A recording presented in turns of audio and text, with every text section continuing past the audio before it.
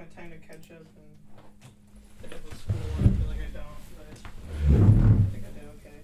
Mm-hmm. So why do you feel you're always catching up, or how did that happen? I guess it's like setting priorities. So usually it's like if something's due sooner, I'll obviously do that. And then by the time that's due, I have like another thing to do. Now, when you were studying at Lone Star, it was a lot slower, or just spaced out. I think a little bit more spaced out. It was kind of a similar feeling, I think. And I had the advantage of getting my core classes out of the way first, so I didn't really have to worry about that as I was doing the music stuff. But some people aren't that fortunate that they were behind or stressed. But yeah, so it wasn't too bad. Mm-hmm.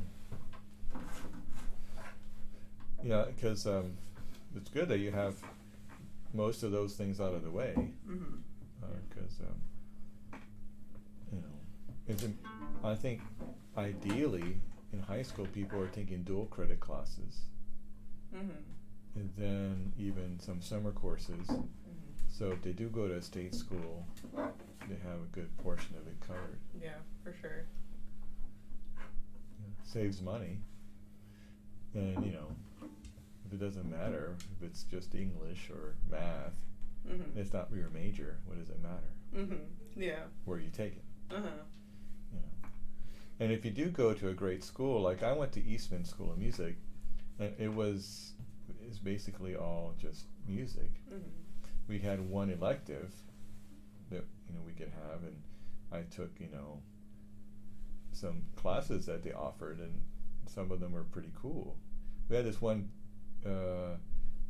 professor who he taught like a Shakespeare class, and then he also taught one class called the Early Christianity, and that was really interesting, learning about the early cults and sects of Christianity and how they interpreted or misinterpreted things or whatever. Mm-hmm. And that was interesting. And I took some religion courses at University of Rochester and a speech course. But we didn't have to do that. I mean, we could just take the easiest course if we wanted to. It wasn't like required to take like math or whatever. But some people took math or something challenging because they liked it. Mm-hmm. I remember being in the class Hindu mystic poetry, and I took it thinking it was going to be really cool, but it's very difficult. Like I had no idea what was going on. I mean, everybody in there was so smart, and like I was just like, man, you guys are like smart, man. And I was just like a cello jock, didn't know anything about anything else. I think if I would have taken that class now, I think I'm finally mature enough that I could understand what's going on, but I wasn't then, So sometimes we get in over our head, like when we choose to do things, thinking that we're going to be better or whatever. Wasn't a good idea. So, but the cool thing about that time is that we were at the University of Rochester. From Eastman, we take a bus, and that was the cool part. Because I never took a school bus to school, I walked or got a ride. I don't know why I didn't take a bus. I wonder if there was a bus. I don't know. I don't think there was a bus I never thought there was a bus. I never took it anyway. And so, anyway, like I said, we took that bus, and they picked us up, and we went over there. It was kind of fun. Like I don't know, it was like a nice thing. It's like get on the bus, go over there, go to your class. And the University of Rochester, like a lot of schools up in the north of the United States, they had a tunnel system, so you can walk into this tunnel, and because it's very cold in the winter, and there's a lot of snow, or just cold, and so you can walk in the tunnel, and from class to class, from building to building, and not have to go outside. Oh.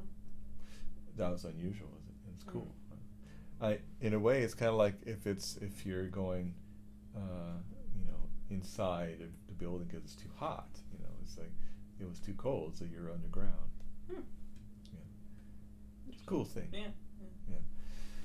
I don't know when they built that, but those are some cool things about it. Anyway, are you into it? Nope.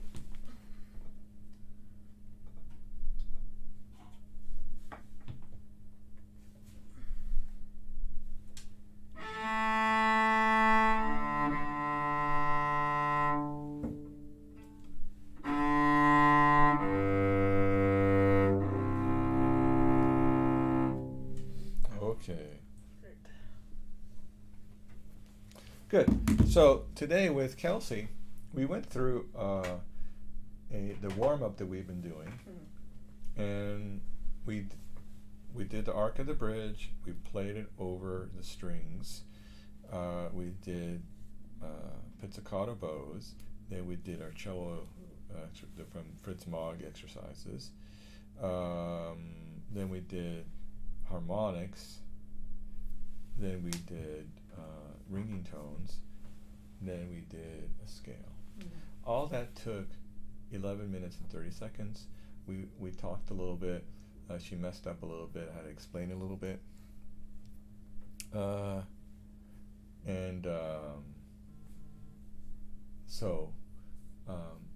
Now let's see how long it takes you. Mm-hmm. So I'll do it with you, and I will time it.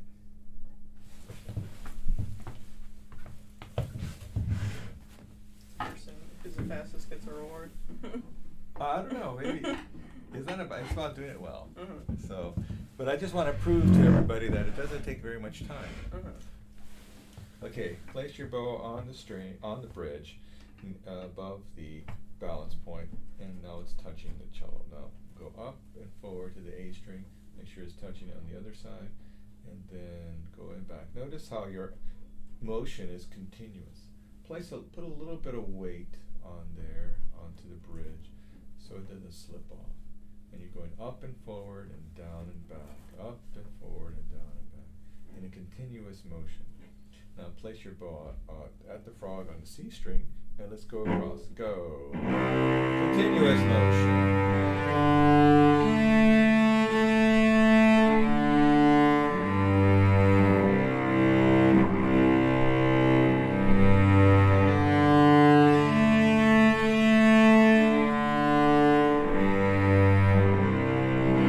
A string, the other way. Go.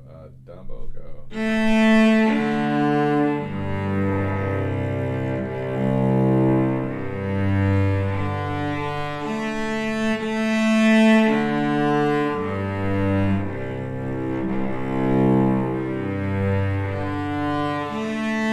Now let's go to the pizzicato bows. Can you pizzicato the C string?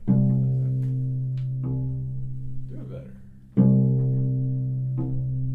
Yeah. So you notice that it doesn't take much effort. You grab it, you pull, you let go, and it just snaps into life. So place your bow at the frog on the C string. Wiggle. Pitch. That's a good pitch now. At the G string, give yourself a little more room. Go forward slightly.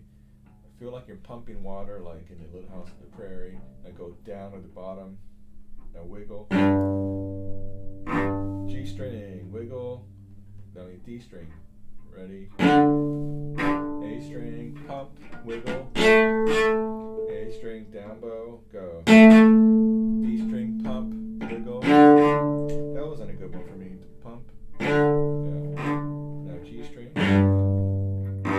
Now on the C string, when you're at the tip, flat hair. Always flat hair at the tip for any string. Feel like you're pumping. Yeah. So it doesn't have to be loud. It just has to be like, instead of pa or with a P, think of like cocoa, like sound. Right. Okay. Now let's get our string crossing exercises. We'll do the first two sets and then we'll skip. You don't have to do all of them, but I think the first two are really good, and then do like 2 or 3 others. Just choose some. Start with just an extra one, and today we'll do that. Okay, ready? This time we're gonna have those. You're gonna feel each time the articulation pizzicato bows, but you're gonna sustain from one point to the other, from down bow to up bow. Go. And sustain.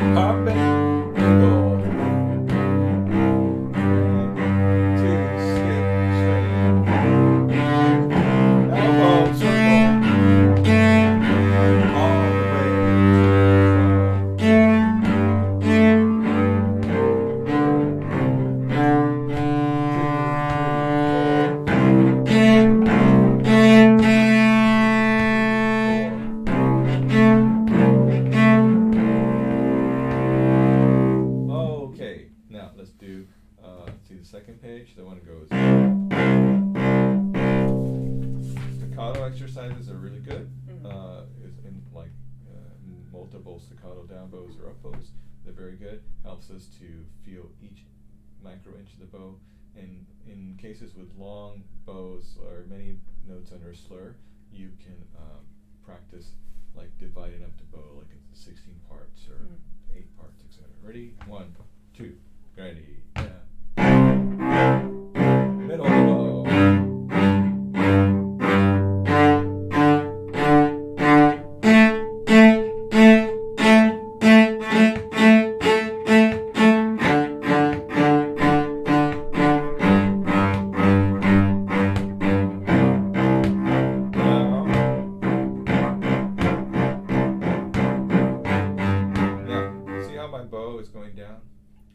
Push the stick down. Now feel like it's like push the stick down in one place. Don't move. Go back to where you were. Yeah. Push the stick down. Keep it there. Keep it down. Now you want a pizzicato bow, but then let the bow spring up. Now play an up bow. Put it down. Put the weight down. So spring. Yeah. So.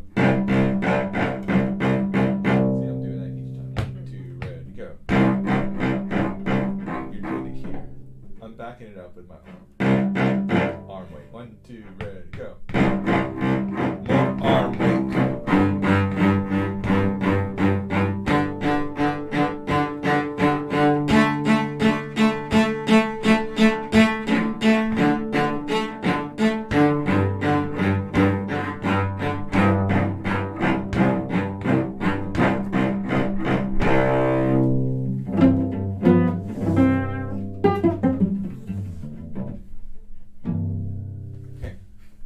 Good. All that is 7 minutes, 20 seconds with some talking, maybe just 7 minutes or so.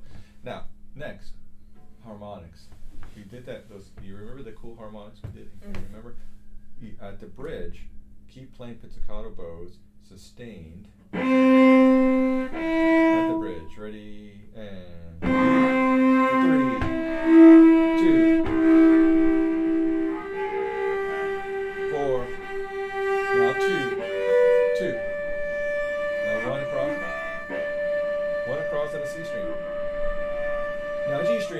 go. Bridge. 4. 2 on a deep. 1 across. Next. 4. 3. 2. Go across.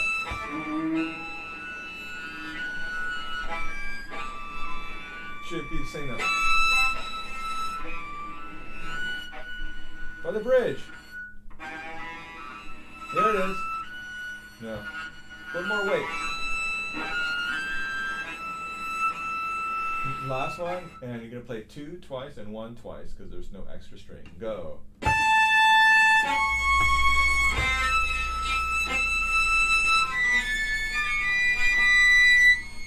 Too far. Too far. There it is. By the bridge. Too far. Not far enough. Not far enough.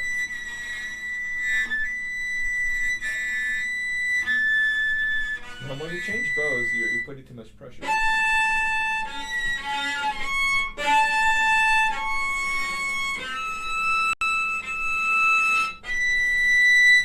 Notice this half step is bigger than this half step and this half step. The first finger tends to want to be close to the middle finger. Mm-hmm. In the first position and the half position even more, they're much more separated than you think. Mm-hmm. Okay, good. Now let's go to the A string. Second position, harmonics, second position, harmonics, second position, harmonics. So 4, 2, 4, 1, 4, 2, 4, extend. Ready, go.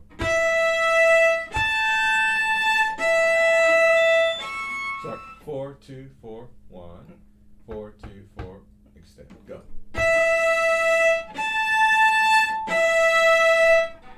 No extension yet. No extension yet. Closer.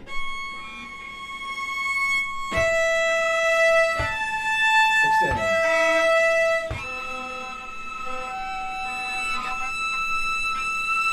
This is second position. Now put your fourth finger down. Put your first finger down. That's harmonics. First finger extend. Oh. We're thinking about backwards extensions. Mm-hmm. Now both harmonics go. Yeah, put them both down at the same time. Yeah. That's how you know you're in the right place. Mm-hmm. Now, you're also nervous about where we are. Just second position. This is actually, this is, or it's easy to check. Mm-hmm. Now, but see, your first finger is random. It needs to be closer. Mm-hmm. Okay, D string, D string. Ready? Same thing. 4, 2, 4, 1, 4, 2, 4, and 1 again, but extend. Go. It's just second position. Go. You're to this. These too far this way. Check open G. No, open G with second. Push down. Okay, ready, go.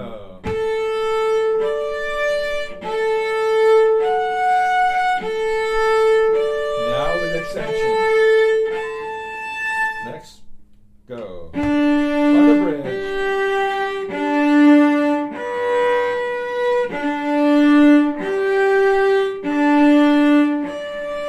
Next, by the bridge. Go.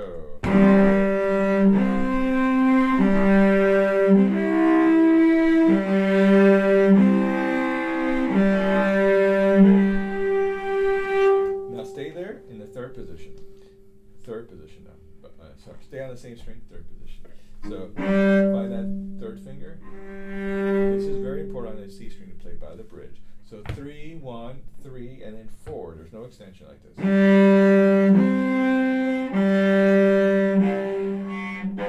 Oops.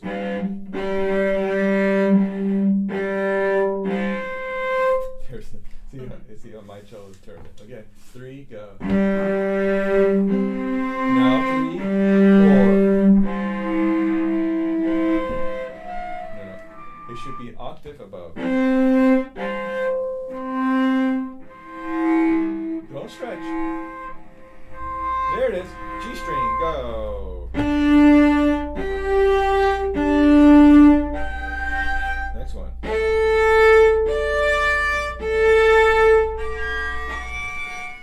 stretched.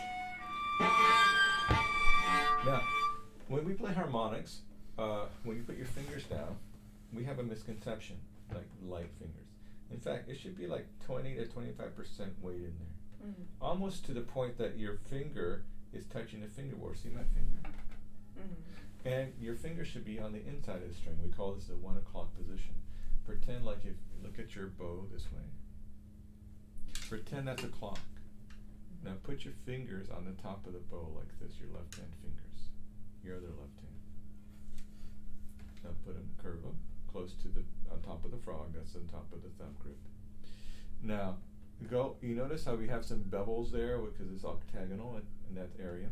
Mm-hmm. So go, if that's the 12 o'clock position, just go a little bit to the 1 o'clock position. Now approach the string from that side and pull to your left. That's how you put your fingers on the string. So let's try now A string in 1 o'clock position. So you can kind of, almost like you're feeling the fingerboard, but you have a harmonic position, meaning you're going to create a harmonic, so you're not pushing all your weight in, balancing all your weight. 20%, 25%. Ready? And hey, you got it the first time. Cool. You should say, Professor, you're amazing. You're amazing. You Thank should you. say, well, I should say, please clap. Yeah. Now, sometimes harmonics are finicky. Why would we play harmonics? One, for location, for your left hand, so we can kind of basically learn, especially the first 4 positions, but you can learn other parts of the cello that way, and learn division of the string, 2 parts, 3 parts, 4 parts, etc. Mm-hmm. 2, learning about the basic intonation, what's called just intonation, how we play, basically how we play with strings, because we could tune differently with strings than we can say when we play with piano, because they're equal temperament, and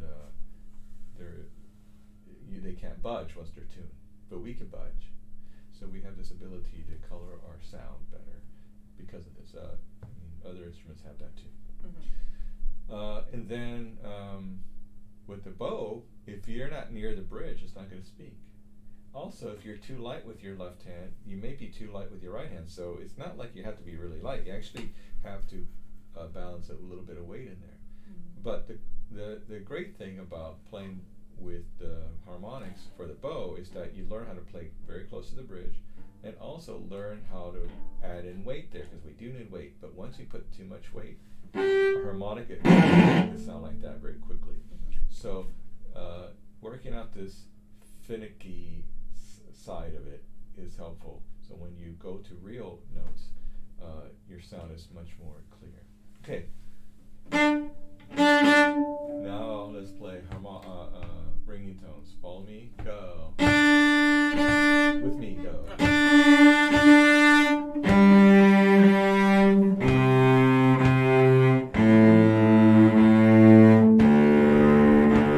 Fourth position. Go across. First finger. Like the A ring. Fourth finger. Go across.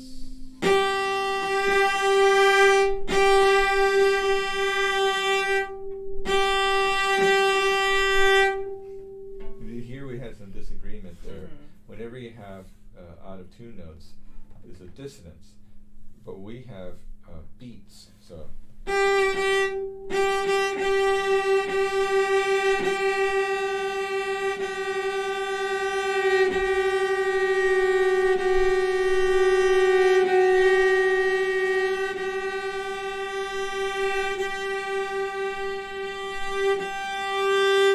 Learning to hear those beats, like and then it slowed down until finally there was no beating. You were in tune. Okay, second finger here. Okay, see, from the beginning. Okay, remember last week we found all 5 middle C's? Follow me twice each. Go.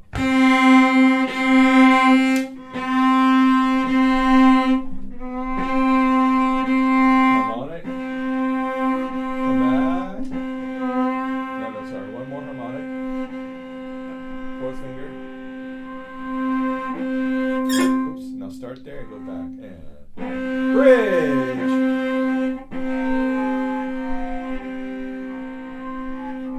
So let me show you something. This is the fourth partial. Take me forever. So play this harmonic. That's in half. And go from the bridge to where your finger is. Go halfway. Go, just go. More. Now, here, back here. Go halfway, which is fourth finger. Or flip. Now, skip, go to halfway. See there.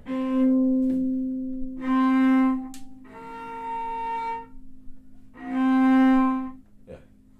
Again. One finger, please.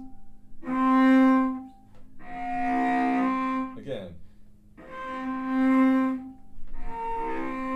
So you go with your more arm. Move your arm. Good. Now feel more like an arc. So from here, so you're going.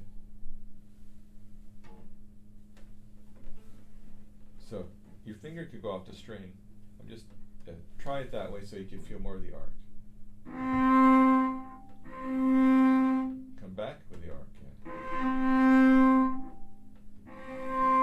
That's awesome. That looks very relaxed. Now, let's keep, you're both going to go off the string. Your finger's going to stay out on the string, but you're keeping the arc in your arm. So if you did this, look over here.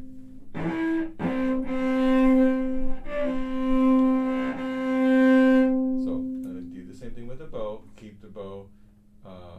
Actually, I'm just going to relax the bow. It won't come off the string, but watch my elbow. The finger stays on the string, but this made it. It's a little less of a circle. Try it. Ready? And. So each time you were what? Too low. Yes, especially down here. So fix it. So elbow. So it's like this. Play. One finger.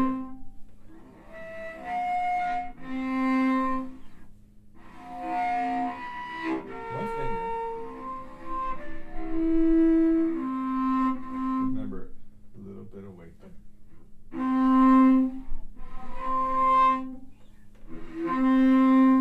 Okay, you see how that worked? So now, start there, and let's go back to the A string. Go. Twice each. Go. Next. Next. Next. Okay, now we're to the point of playing. We're a little behind because we have 21 minutes. Let's see, we're still getting to know each other and working out some details. But if you did this by yourself, you probably would be playing about 10 minutes or about this time. So now let's play a G major scale and play with two slurs, nice and easy. 1, 2, ready, and. On the flat side, ready, again. So how about doing this? Because you were like.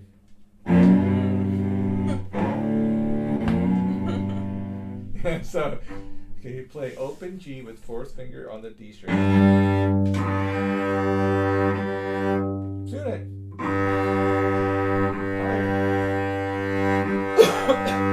Very good. Ready, and.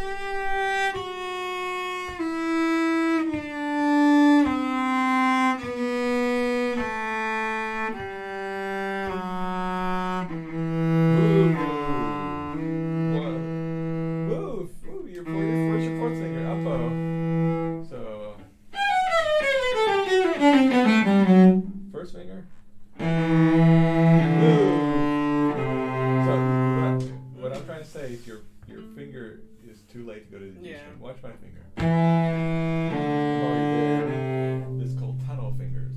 So start first finger, ready, but start with your fourth finger on the G string. Stretch. It's not in tune. Check it. Open G, C, open C, and fourth finger. So let me ask you something. I'm gonna play a note, and you tell me if it's in tune. Okay, I'm gonna play fourth finger G on the D string. Does that look in tune? Mm-mm. Right. I could see that you're out of tune just by looking at you, not even before you play. Mm-hmm. So try to get used to your space here. One way to do it is, well, ask your cello if you're in tune. Secondly, in tune. Okay. Use your friend. Do you have a name for your cello? Mm-mm. You can name it. You know the name for my cello? Consuela. It's a good name. Yeah, cello. Yeah, let's try. You see what I mean? Like your notes are. Your open strings are in tune. We just did what? Ringing tones. Mm-hmm. You did the harmonics. A lot of them were related to open strings, and meaning not only the open string itself, but also the fifth and the third. Mm-hmm. So this should be ringing in your ears. It's not just an exercise because making people do it. I want people to hear how their cello is ringing. Mm-hmm. And then recognize that ring when you need it. So, see? Ready? Fourth finger. Do it again. Make it ring. It's flat. It's more flat. Look at the string. Is it ringing?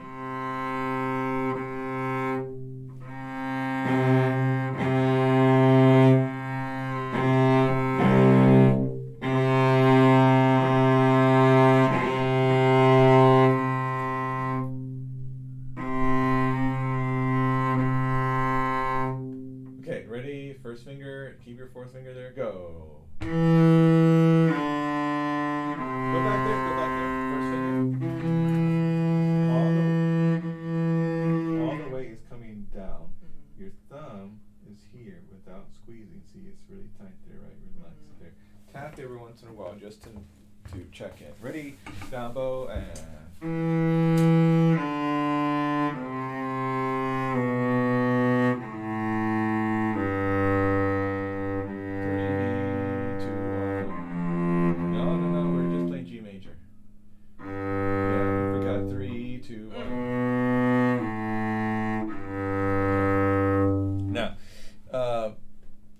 So we spent 26 minutes on that. It is I think for you, you're probably going to be spending like 20 to 30 minutes on this warm-up. What else can you do in this warm-up? Well, you could expand your open string exercises. You have like 8 pages of them. Mm-hmm. You don't have to do all of them, but eventually you may come to your own, you may come to like this understanding for yourself of what you like, what you don't like. So, something to think about. Mm-hmm. Yeah. So, it's intense to go through this, but let's review. Because I'm in teaching. I sometimes in teaching you go to these seminars sometimes, and they give you good tips on how to teach. And there's this one lady came here as part of our teaching day here, and she's from West Point, military academy. So in her class, she actually studies about how people learn best. So one of the things she figured out in her research is that students retain information more if she quizzes them every 15-20 minutes. So we're about there. So let me quiz you. Name the 7 steps that we just went through at the beginning. Open string, pizzicato bow, string crossing, harmonic, ringing tone, missing the. He said 7, but you said it in.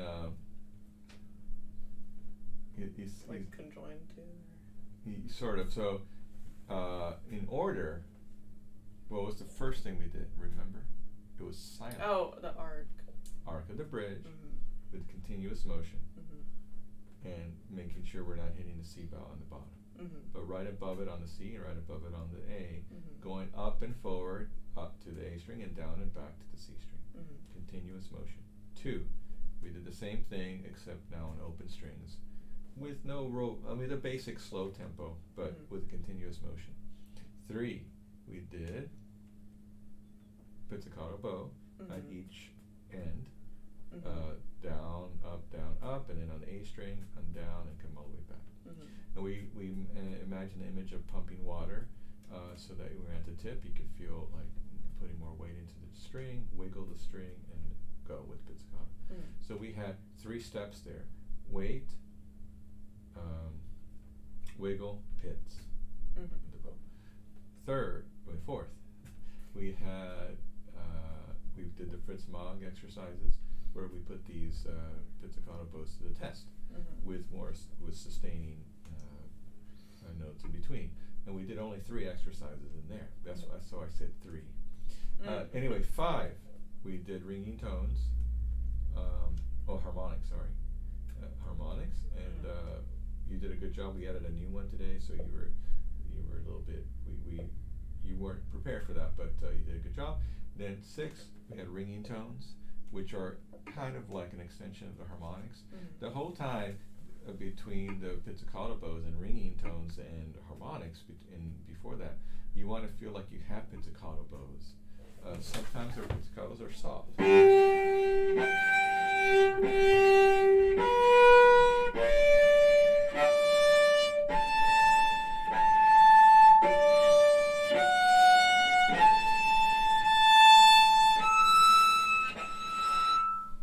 Just like that.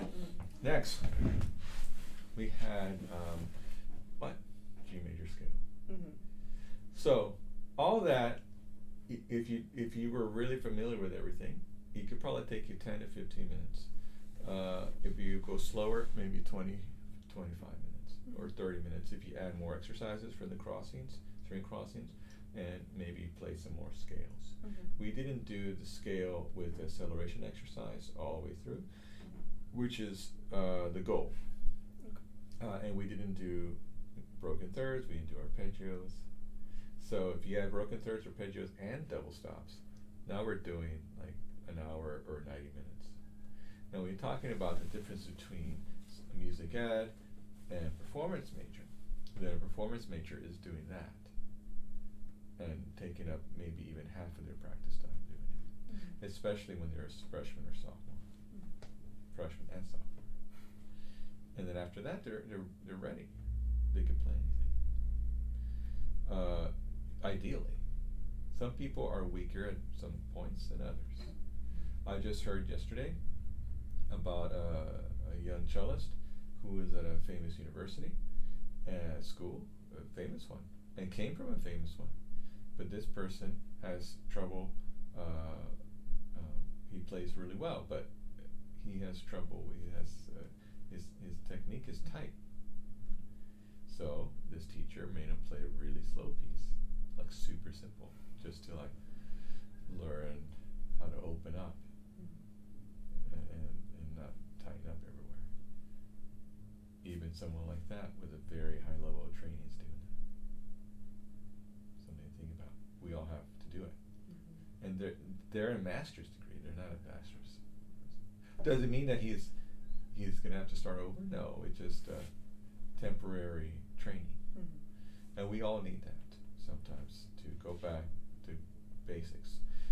In 2010, I started at University of Houston for my doctorate. And there are a couple of funny things that happened there. One is I didn't want to play in the orchestra, but of course I had to. They gave me a scholarship. But I didn't want to play principal. I mean, I had my chances when I was younger. I played principal, etc. And so I thought, I don't want to be principal. I want to sit in the back next to the bass section, have fun. And, let someone else have the chance. It's okay. I mean, let them have the chance. there are some people that probably deserve to have the chance, and let them have it. I didn't even audition because I was out of town doing something with our school, actually. And when I came, they told me I was principal. I was like, oh, I wish I didn't have to do that. But anyway, that's what happened. But nevertheless, I talk a lot in my lessons, and that's my job. Explaining things and thinking about it, solving problems, creating solutions, etc. Helping students. And so I made it a point when I was there to be quiet and just let people talk, because I don't know anything. I felt like maybe I should just shut up and listen. And I learned a lot that way. And in fact, it was kind of nice not having to talk. You know what I mean? Like, because if you're always doing the talking and then someone else is doing it for you, it's like, oh, you're just speaking my mind, but better. Right? Just like, in a way, like when you read a book and you're like, wow, they put these words in, like, this is exactly what I'm thinking, but I never knew how to write it, You know what I mean? It's like, that's the same thing when you hear someone else teach. And many times, that's like just 10% of it, because 90% is like, wow, I never thought of that. Which is a cool thing to do, really. And not only my teacher, who's Vagram Sarajan, but like Timothy Hester, who's a pianist, he is amazing. And just to listen to him teach and his ideas about music. So you can learn a lot. Anyway, moving on. You have a popper. Did we talk about playing a piece? No, not. So we have popper, though. Mm-hmm. I think playing popper, we should keep it, because you already started it, and you can get better at it. If you get really, really good at it, and we could just move on to the next one, and maybe we could decide that today. So,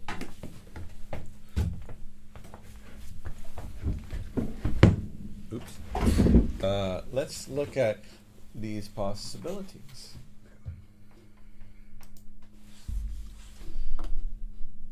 What did you play last year? J.C. Bach. Right. Concerto D minor. You played J.C. Bach and some Bach, right? Yeah. Yeah. Current. Uh-huh. Number 3. It's been so long. I don't remember.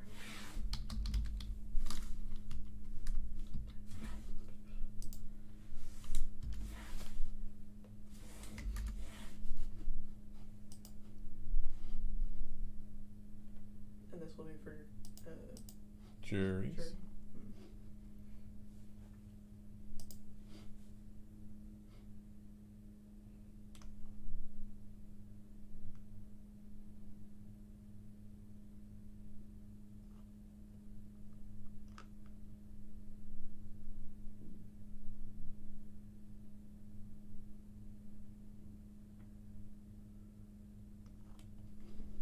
Just looking at this.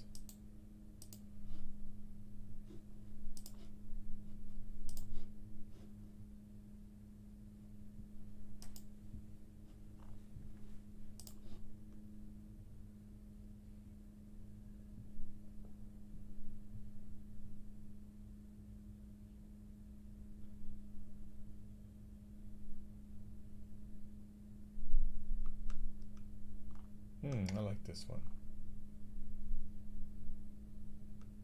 You want to hear it? Sure.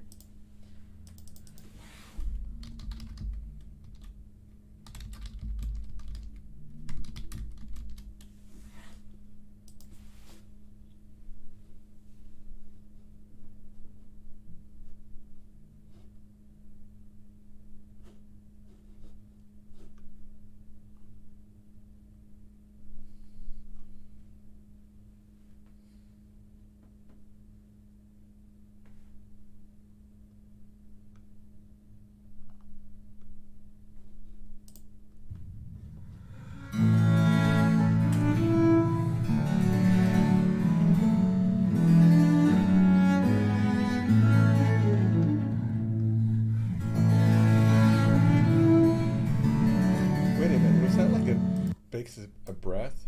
Listen.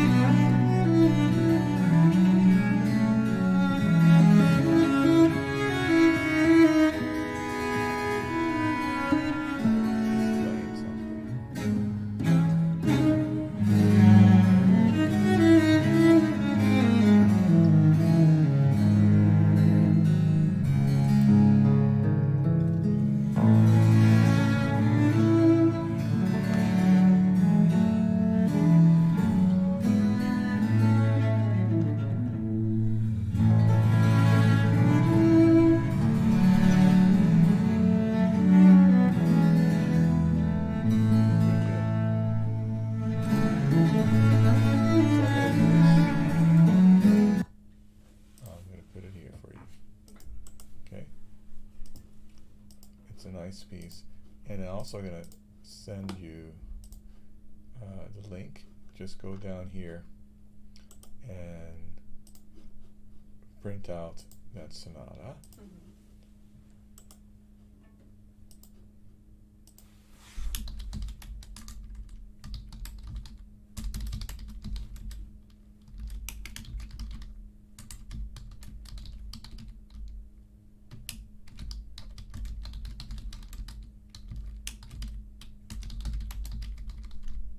Just write in what you need to do.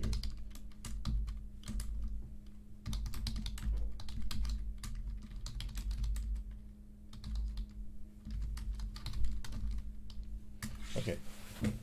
All right. So now let's move on. Let's look at your etude. Next week you'll start working on the sonata. I mean, you start working on it on your own. We're going to put some slurs in.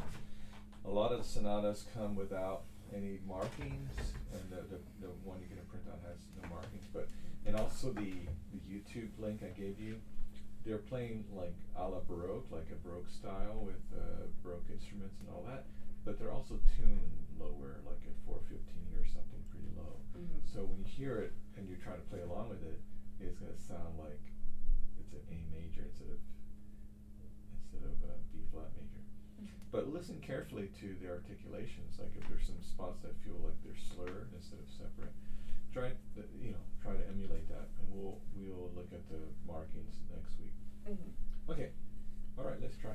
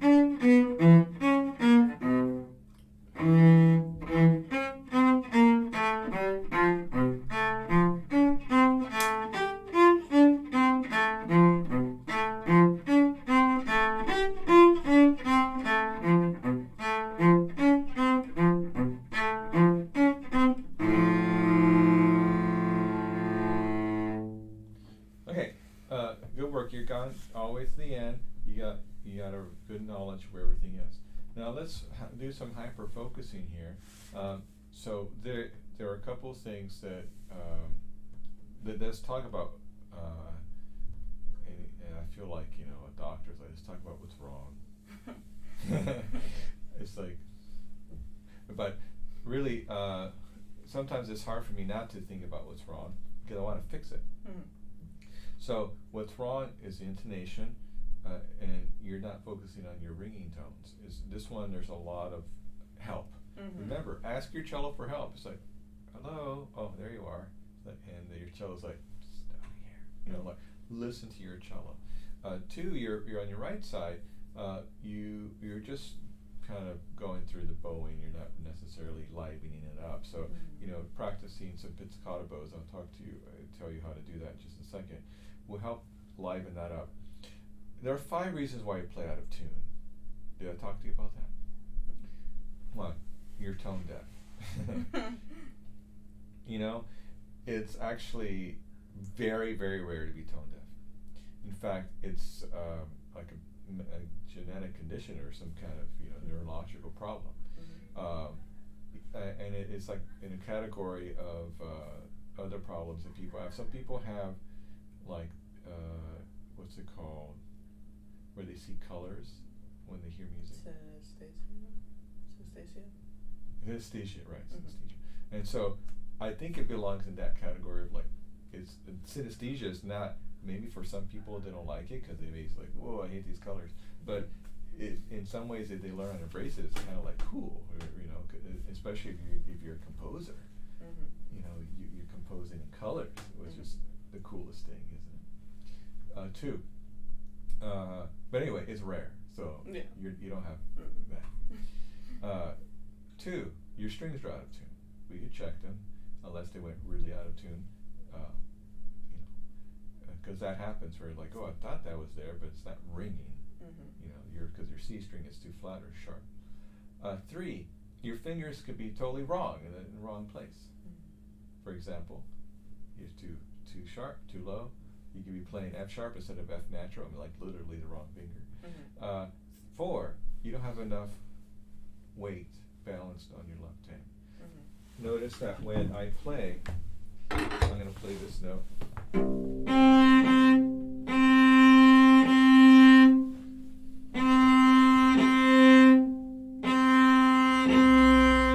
I think we agree that's basically in tune. Mm-hmm. Now, I'm putting all that weight in there. Now listen what happens when I started loosening the weight. Remember we talked about 25% mm-hmm. weight?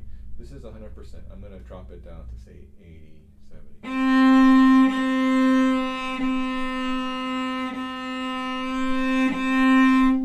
That's really noticeable, like mm-hmm. 20 cents flat. Mm-hmm. Next is with the bow, you could be out of tune. That's number 5. So here's the same note.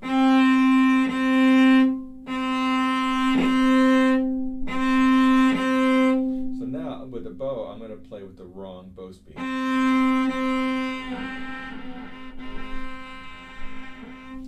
So playing too close to the fingerboard with the wrong bow speed. Also on the C string especially, over pressing can make it go sharp. Right, it goes up. Now, that matters more when you're playing like in an orchestra or a string quartet or an ensemble where you need to be in tune. Mm-hmm. So, because sometimes you just play like a song concerto. Mm-hmm. You know what I mean? Where you just do this for drama. Mm-hmm. And maybe you put a little more weight in there than you necessarily need, but just as a dramatic effect for one note. Mm-hmm. And oftentimes soloists just have this habit of doing that. So that's why we play out of tune. In this piece, you were playing out of tune because of your bow, left hand, and just in the ringing tones, right? So you can focus on those. Now, let's focus on just the ending.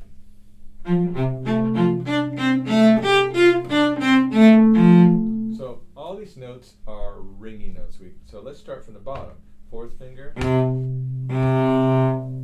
Make sure it rings. Good.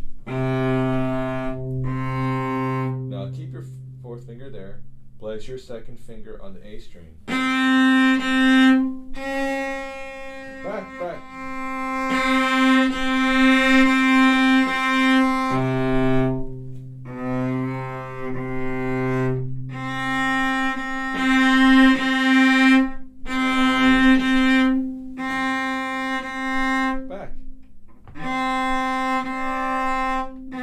Forefinger now? Oh, we should stop. Sorry. Sorry, but I don't know why she doesn't come in, but she needs to come in. Michelle, you can come in.